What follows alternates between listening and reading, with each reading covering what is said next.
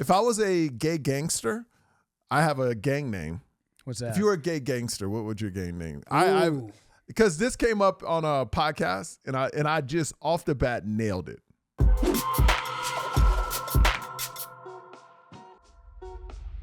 Hey, what's up? It's Michael. Yo, welcome to This Week in 15 Minutes, brought to you by DraftKings. We got a sponsor. Look at us, man. DraftKings is pretty cool. You know, the NBA playoffs are going right now. Now, we'll talk about it later in the show, but just know this. For any new customer, spend $5, get $200 in bonus bets instantly.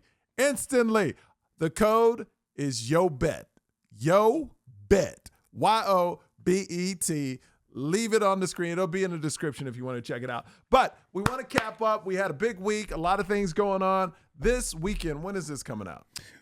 This will be out. What's today? Today is Wednesday. This will be out tomorrow. So Thursday. This will be out Thursday. So tonight we're going to be in Boston, doing Laugh Boston, which is an amazing club. Have you ever done it? I have. Oh, it's great. So we'll do Laugh Boston, and then we're in Portland, Maine, and then Portsmouth, New Hampshire this weekend, and then I start Mad Apple for a month. So it's going to be craziness there. What do you got going on, Rudy? Well, I'll be with you for this weekend, and then after that, baby bird is flying the nest for a little while. I'll be in San Francisco and Sunnyvale, California at Rooster Teeth Feathers, and then taking a weekend off, going back to northern Minnesota to go to my cabin and hang with the family. Nice. And then that's Memorial Weekend, and then after that, I'll be in Tacoma, Washington, and then I bop up to Vancouver where we do Vancouver, British Columbia. June 1st. Show's almost sold out. I think 45 tickets. The last count, 45 tickets left. Vancouver, June 1st. Big shout outs to Jimmy O Yang for introducing me to his fans. Is this the same theater that you did with Jimmy O Yang? No.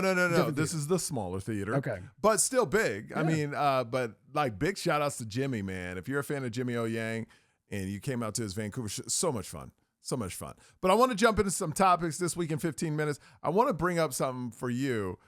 This guy in the UK changed his name to Fire Exit. Why? What's the? Where do you imagine this bet came from? It was a bet. Happened in a bar. So this dude lost a bet in a bar and changed his name to Fire Exit. If you could change your name, give me the dumbest name, because that's a dumb name. What's the dumb name you would change your name to? Well, if you lost a bet. I'm a big fan of Chad Johnson changing his name to Chad Ochocinco. I thought that was one of the best name changes. One of the best name changes ever. Yeah. For a short amount of time, the radio station I worked at thought it would be great to market me as a club DJ. That was the response. That was the response I had too. Okay, yeah. And they wanted to put me out because they were going through, as radio stations do, they go through changes, and they were like, you need to come up with a moniker. You need a moniker. And I was like, look, you guys, I sit on a bucket on a frozen lake. I'm not a club DJ. Yeah. I'm not that guy. I agree. You're not. Yeah. And they would not stop, pressuring me to do it. So I came up with MC Thumbsucker. Thumbsucker. Thumbsucker with an A at the end. And when I pitched it to them, they laughed and said, okay, but what's the real name? And I said, no. You making me change my name is as ridiculous as MC Thumbsucker. So I'm sticking with MC Thumbsucker. And the gig lasted about 3 weeks, and then they pulled the plug. And I was like, it would have happened whether I had MC Thumbsucker or not. Yeah. It wouldn't have mattered. I'm not that guy. Don't make me go be that guy. I have to do Thumbsucker. I love it. This business makes us do the most disingenuous stuff. It's like when I was in Austin, they made me change my name to Johnny Blaze. Dumb. And I had a cool radio. Michael Yo, that's my real name. It's a great name. But no, it's too urban. It's too hip hop. So they named me Johnny Blaze, which is AKA Method Man's other rap name. But whatever. I don't make those rules. So MC Thumbsucker. I always go back to that name as that's the thing where I stood my ground with MC Thumbsucker and won. For some reason, I've always had this name that if I was a DJ again or I wanted a fake name, just start a new life, Mondo Mo Freakin'. I don't know why I love that name. Now, it's not a bad name. This is actually, to me, a cool name, but to some of y'all watching, you probably, that's the worst name ever. But I don't know, Mondo Mo Freakin' is such a cool name. Yeah, I like it. Mondo is just... There was a dude in Indianapolis, his name was Geronimo. Yeah, a DJ, right? Yeah. And There was a DJ in New York named Geronimo. Maybe same guy. Could have been the same dude. I Yeah, don't yeah, know. I don't know. But just to be like Mondo Mo Freaking. Yeah, that's a Dude, good that's one. Mondo Mo Freaking. Yeah. Yeah. If I was a gay gangster, I have a gang name. What's that? If you were a gay gangster, what would your gang name? Ooh. Because this came up on a podcast, and I just off the bat nailed it. Gay gangster. If you were a gay gangster, what would your name be? Are we talking Crips and Bloods gangster? Or are we No, talking yeah, gangster, gangster, yeah, but see? you're gay, but you're in a gang, like a real gang. Ooh, man, that's a good one, dude. I don't know, man. So I'm trying to think. Bloods, Crips. I like, for some reason it popped into my head. Boa constrictor. Oh, You know, you got the boa, you got the feather Yeah. boa, but boa constrictor. and you're feels, constricting everybody in the streets. yeah, Like maybe, that. maybe boa constrictor. Mine, Vicious Willow. Dude, good one. Vicious Willow. Yeah. Pretty like a willow, but vicious. I like the juxtaposition of the You know? two words. Yeah. Vicious And I just willow. thought a person asked me in a podcast, I was like, Vicious Willow, hands down. Yeah. Because it's two different things. That's a good. I like that. Yeah, yeah, right? man. All right, what do you got? What crazy thing is happening in our world in 15 minutes? Well, we watched the video off the air, but we'll play it right here.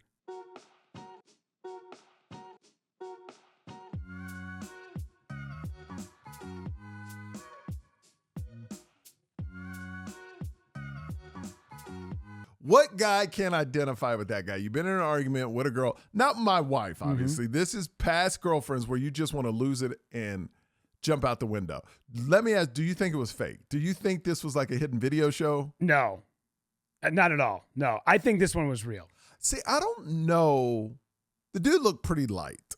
Yeah. You know, Asians are not that big. And it happened where in China, in right? China, yeah. I don't know if there was enough force to actually break that window. Well, he tried it the first time. You notice, like in the beginning of the video, he tries it and it doesn't happen. It's true. So then he turns around and she is trying to stop him. The other thing that makes me think that it's real is when he goes through, he doesn't try to protect himself as he would if this was staged. He doesn't try to roll into it. He doesn't try to put his shoulder into it first. He goes head first into the window and then hits the pavement and then gets up and takes off running. Also, he leaves, I don't know if that's a shoe or a sandal hat or something like that, yeah. Something, he leaves it behind and just keeps going. You know what probably happened? He was like, where do you want to eat? She was like, oh, anywhere. And he was like, what about this? She was like, no. What about this? He was like, I can't take it. Ah! He just jumped out the window. It did say in the article that the man did go back later and pay for the window. Well, that's good. Yeah. Divorced the girl or got rid of the girl, but pay for the window. Dude, that is what I love about the Chinese. Why? They are like the most, the cleanest of all. Like, dude, hands down. You go to like, I love. There's video of soccer matches at like the World Cup. They clean up. Where China plays Brazil or something. The Brazilian side of the stadium, an absolute gong show. It's nothing but beads and empty Any cups. Asian country. Yeah, China's there. They pick up after themselves. They're respectful. I'm telling you. Guy goes head first because he doesn't want to argue with his old lady probably anymore. swept up all the glass. Absolutely. Absolutely. I love this dude. I love it. Yeah. No, it's interesting with like other countries, like they don't even have trash cans. Like South Korea used to have trash cans like out in 15 minutes and people act like slobs. So they got rid of all the trash cans. So literally it's against the law for you not to carry your trash back to your house and get rid of it. Yeah. So if you drink something, unless it's in that restaurant with trash cans, if you're on the street with it, you have to hold it all the way till you get home because there will be no place else to dump it unless you walked into another restaurant. But they're too respectful to walk into another restaurant to get rid of a cup. Also shame. They're very shame-based. Oh my gosh. Shame goes a very long way in this society. Shame. Hey, what's going on? It's Michael Yo. When I'm not dominating the basketball court, I'm at home. Can't wait for the NBA playoffs and play-ins. And I'm excited to team up with DraftKings because right now, if you bet $5 for new customers, you will get $200 in bonus credit instantly. But you got to use the code word YOBET. That's YOBET. It's not my bet. It's YOBET. The crown is yours.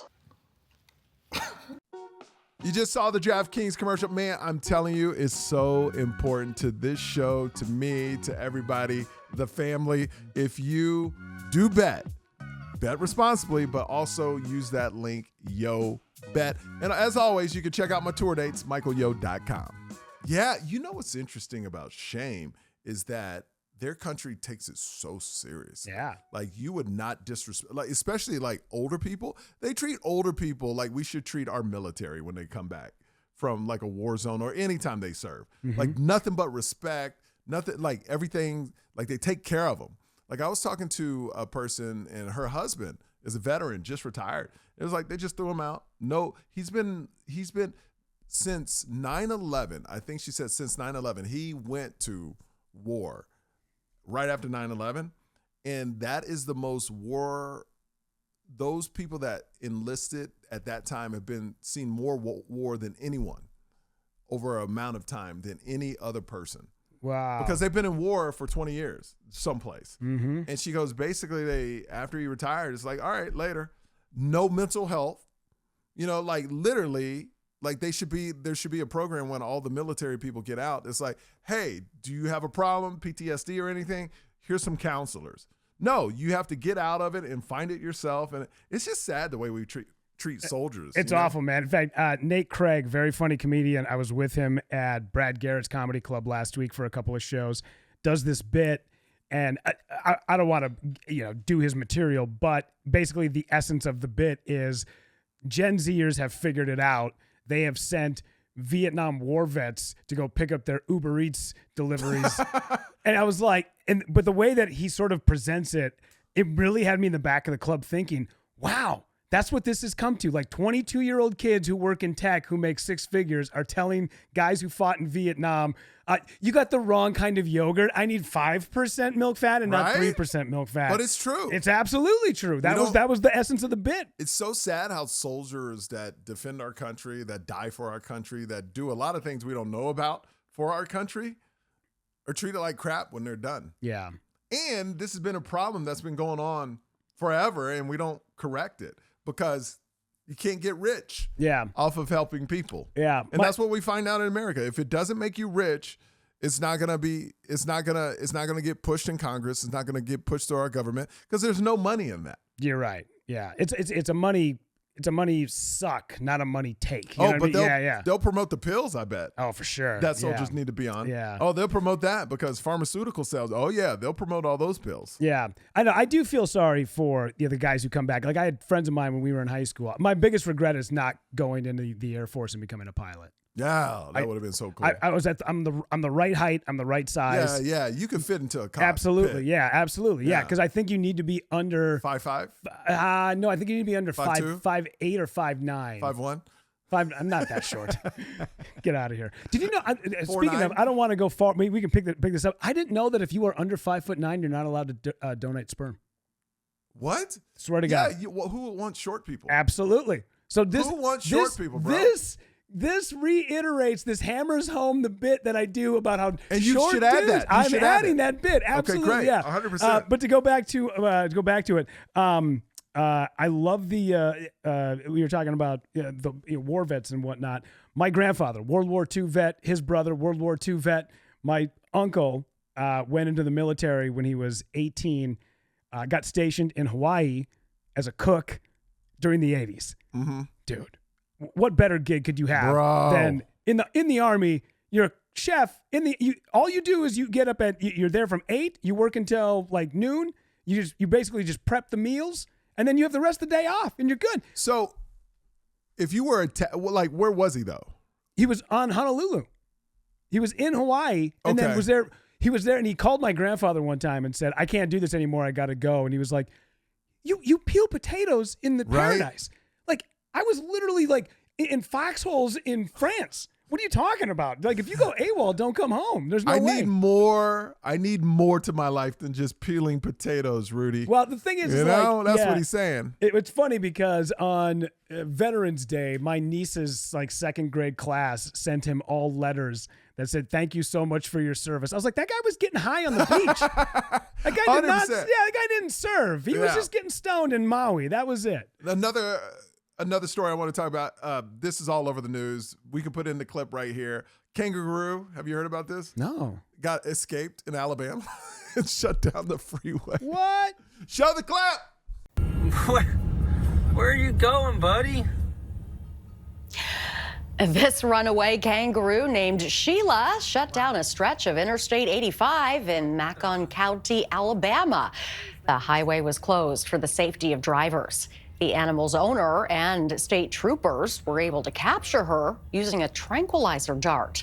The owner says Sheila escaped from her enclosure and she's back home, safe and sound. I just think it's so weird for a kangaroo to escape in Alabama, the place where they would shoot anything in a second. Luckily, it survived. Yeah. I'm surprised it's not on somebody's wall right now. Have you been to Alabama? Like, I mean, I'm talking not like Birmingham. I mean, like the outskirts of Alabama. No. So I took a road trip with an ex-girlfriend, and the second we got over the border, I told my ex-girlfriend, if Steven Spielberg was going to film a movie about Alabama in Alabama, he would have to make this look less like Alabama to make it believable. It was the most podunk backwards redneck place I've ever been in my life. I mean, it's amazing. That's why I think comedy, certain comics, like I want to put myself in that category, but that's why we can transcend to any audience, because that audience is left out a lot.